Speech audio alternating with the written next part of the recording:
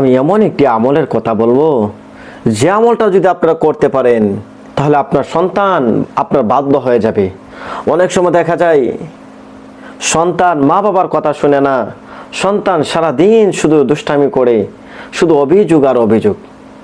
আমি আল্লাহর উপর ভরসা দিয়ে বলতে পারি, যদি আপনারা যারা মা এবং বাবা আছেন, এই আমলটা যদি আপনার সন্তানের মাথায় হাত রেখে যদি এই আমলটা করতে পারেন, অবশ্যই আপনার সন্তান আপনার বাধ্য হয়ে যাবে।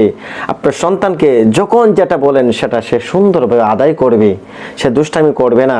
সে সঠিকভাবে পড়াশোনা আগে করতো না, কিন্তু এই আমলটা করার পরে সে সঠিকভাবে সুন্দরভাবে মনোযোগের সাথে লেখাপড়া করবে। আমলটি হচ্ছে, আপনি সন্তানের মাথার মধ্যে হাত রেখে আপনি পড়বেন সুবহানাল্লাহি ওয়ালহামদুলিল্লাহি ওয়ালা ইলাহা ইল্লাল্লাহু আল্লাহু আকবার, পরে মাথার মধ্যে ফু দিবেন।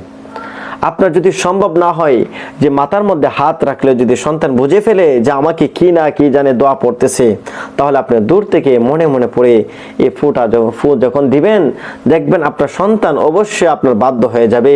আগে সে নামাজ পড়তো না, কিন্তু সে নিজে নিজে নামাজে যাবে।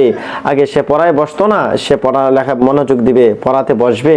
আপনার সন্তান দেখবে অত্যন্ত সুন্দর আখলাক চরিত্রবান হয়ে যাবে। এই জন্য আমরা এই আমলটা করব। আমলটা অত্যন্ত সহজ।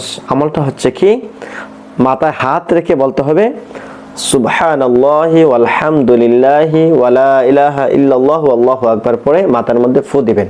ইনশাআল্লাহ আল্লাহ তাআলার মেহেরবানিতে, আল্লাহ তাআলার রহমতে আপনার 100 কাজ হবে।